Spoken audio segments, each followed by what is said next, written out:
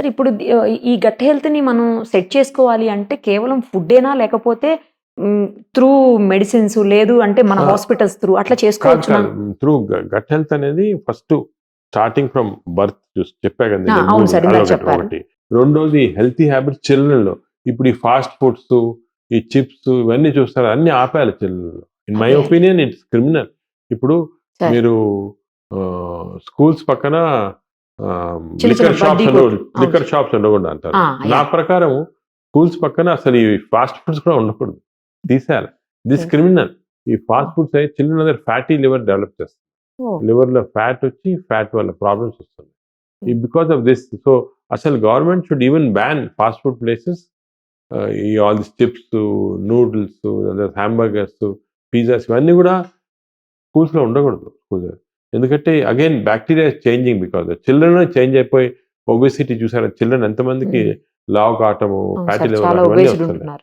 So, అది second. Third మన adult అయిన తర్వాత హ్మ్. మనకి కొన్ని హ్యాబిట్స్ రెగ్యులరైజ్ చేశారు. For example everyday physical activity అనేది. అది people are not realizing important. Physical activity అనేది వెయిట్ తగ్గించుకోవటం కాదు. హ్మ్. మజిల్స్ రావటం వల్ల కాదు. అవి 2 సెకండరీ ఇంపార్టెంట్. ఇంపార్టెన్స్ అంటే ఫిజికల్ యాక్టివిటీ వల్ల బాక్టీరియా చేంజ్ అయిపోతున్నాయి గట్‌లో. ఓకే. గట్‌లో బాక్టీరియా చేంజ్ అయిపోయి they are causing creating problems. So, physical activity కరెక్ట్‌గా ఉండాలి. ఓకే. సెకండ్ థింగ్ ఏమో డయట్. డయట్‌లో అసలు మీరు చాలా ఉంటాయి. ఫ్యాట్స్ అని అంటాం కదా! అది హ్మ్. ఇంటర్మీడియేట్ ఫాట్స్ ఇవన్నీ. అవన్నీ ఏం లేదు. జనరల్‌గా high fibre for example typical south Indian vegetarian food best. మనకి ట్రెడిషనల్‌గా తినే అది క్వాంటిటీస్ కొంచెం కంట్రోల్‌గా తినాలా. ఫైబర్ ఎక్కువ ఉండాలా. And again we should avoid sugar గాని, సార్. ఇంకోటి wrong fruit juice. Fruit juice వల్ల బాక్టీరియా చాలా దెబ్బతింటున్నాయి. సోడాస్ వల్ల బాక్టీరియా దెబ్బతింటుంది. అంటే fruit juices they don't contain fibre. అందరూ ఆరెంజ్ జ్యూస్ ఓహ్! తాగుతుంటారు అవును పొద్దున్నే. సార్. అది అవును. తప్పది. అవును. తప్పు. ఆరెంజ్ జ్యూస్ మార్నింగ్ తాగకూడదు. తప్పది. ఓహ్! దే కంటైన్ ఫ్రూటే తినాలి. మార్నింగ్ ఫ్రూట్ తినొచ్చు. Fruits are good. But not fruit juice. ఆ ఫ్రూట్ ఓకే. జ్యూస్ అనేది అమెరికాలో ఎప్పుడో 1950స్‌లో ఎక్కువ ఆరెంజెస్ ప్రొడ్యూస్ చేశారు కంట్రీ. ఓహ్! అయి వేస్ట్ అయిపోతున్నాయని చెప్పి ఒక ఇండస్ట్రీ స్టార్ట్ అయింది. అది హ్మ్. అడ్వర్టైజ్‌మెంట్ స్టార్ట్ అయింది. ఫ్రూట్ జ్యూస్ తింటే మంచి హెల్తీ అని. ఇప్పుడు ఓహ్! అమెరికాలో చూస్తే ప్రతివాడు పొద్దున్న ఫ్రిడ్జ్ తీసి ఒక ఫ్రూట్ జ్యూస్ ఆరెంజ్ జ్యూస్ గ్లాస్‌లో వేసుకొని తాగుతారన్నమాట. హెల్తీ అనుకోని. తప్పది. ఓకే. Totally wrong. ఓకే. జ్యూసుల కంటే జ్యూస్ ఫ్రూట్సే బెటర్. జ్యూసెస్‌లో only juice which is good is coconut water. Coconut oh! Water రోజుకు 2 గ్లాసులు తాగితే మన బాక్టీరియా మంచి బాక్టీరియా వస్తాయి మనకి. Oh! Fresh coconut water not bottled కాదు. మనకి ఫ్రెష్ కోకోనట్ వాటర్ ఇక్కడ మన దగ్గర బాగా అంటే ఎస్పెషల్లీ సర్కార్ ఏరియాస్‌లో బాగా ఎక్కువ చాలా అది. ఫ్రెష్ కోకోనట్ వాటర్ మీరు ఒక గ్లాస్, 2 గ్లాసెస్ ఎవ్రీడే తింటే బాక్టీరియా మంచిది. పిల్లలైనా చేంజ్ సరే సార్? పిల్లలకి, అడల్ట్స్ అందరికీ. ఓకే. నేచురల్ అది. అదే వీళ్ళు అన్‌ఫార్చునేట్ ఏమో పిల్లలు సోడాస్ సోడా. డైట్ అవును. ఏమన్నా డైట్ కోక్ గోలీ అంటారు. సోడా జీరో అంట సార్ క్యాలరీ. కొత్తగా ఈ మధ్యన. ఆ!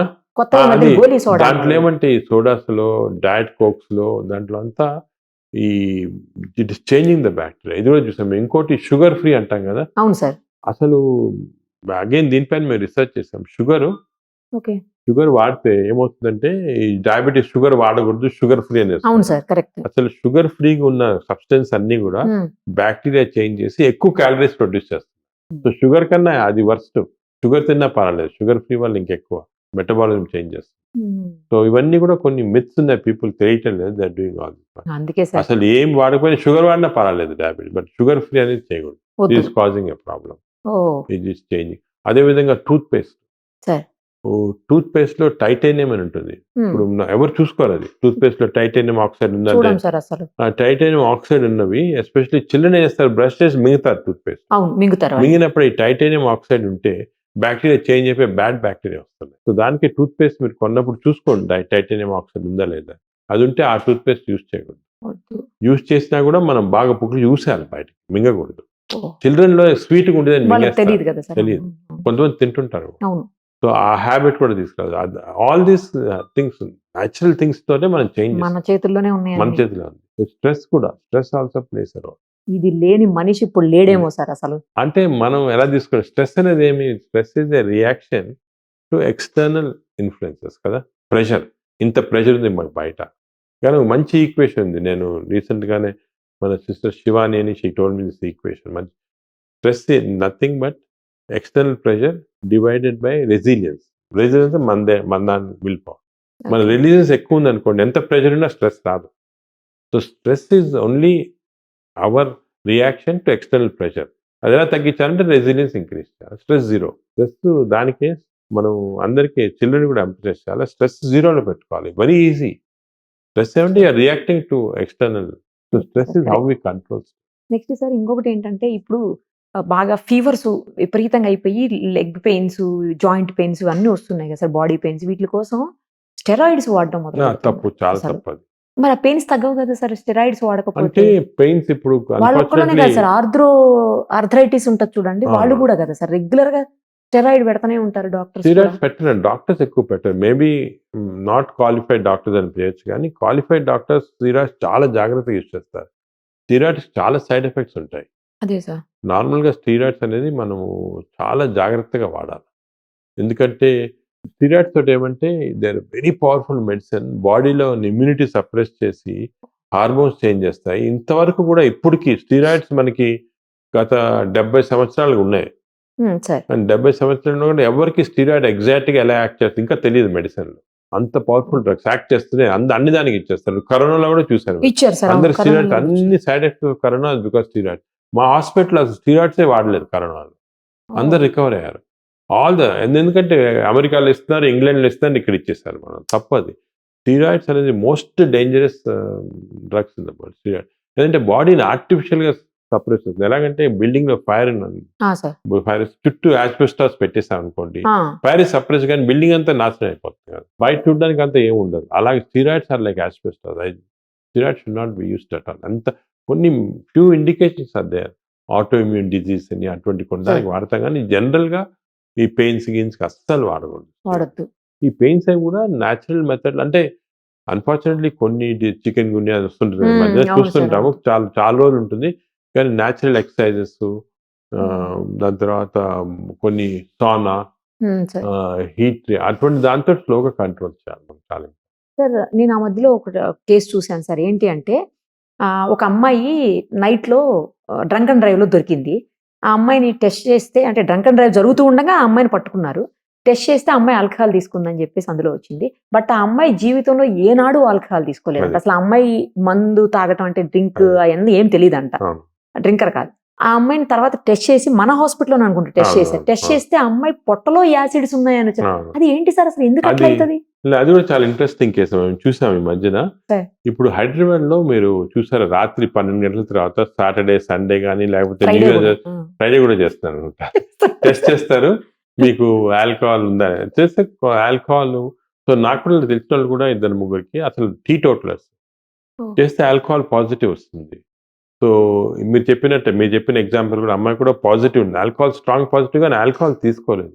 వాళ్ళు చేసిందల్లా ఏమంటే డిన్నర్కి వెళ్ళి హై కార్బోహైడ్రేట్ అంటే రైస్ కానీ లేకపోతే హై కార్బోహైడ్రేట్ డైట్ తీసుకున్నారు. ఈ కార్బోహైడ్రేట్ డైట్ తీసుకున్నప్పుడు కొన్ని మన స్టమక్ లో క్లెప్సియల్లా అనే కొన్ని బ్యాక్టీరియా, కొంతమందికి ఎక్కువ ఉంటుంది బై నేచర్.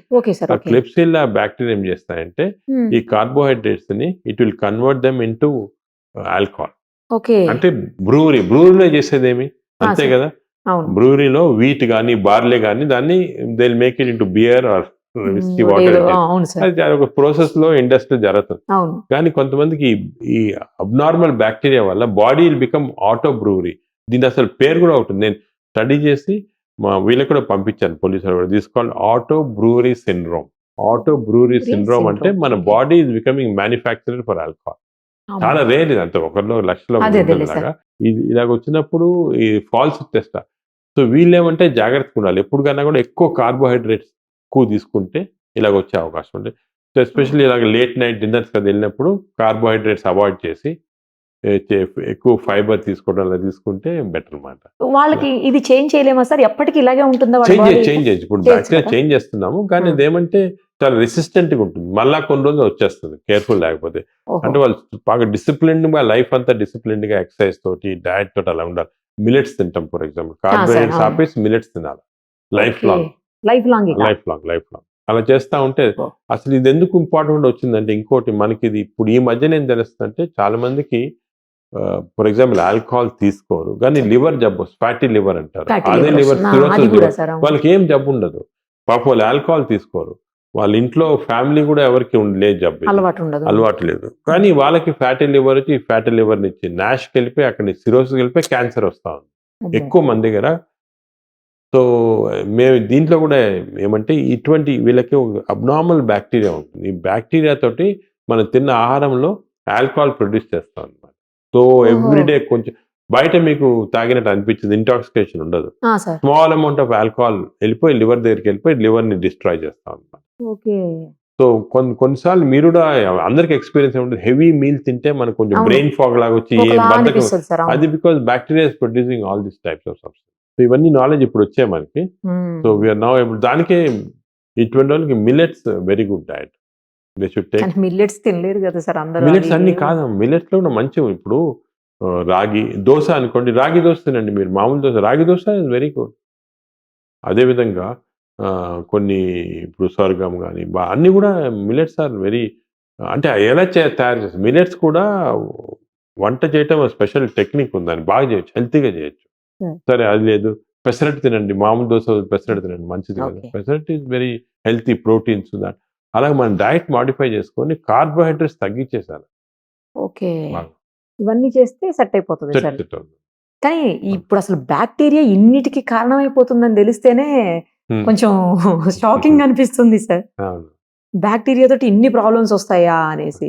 దానికే మేము మామూలుగా ఇప్పుడు మా చెకప్స్ లో కూడా బ్యాక్టీరియా, ఈ గట్ బ్యాక్టీరియా అనేది జనరల్ చెకప్ లో పెట్టాం. పెట్టేశారా మాస్టర్ సార్? చెకప్ వచ్చారనుకోండి, sir. We are doing gut bacteria as part of checkup.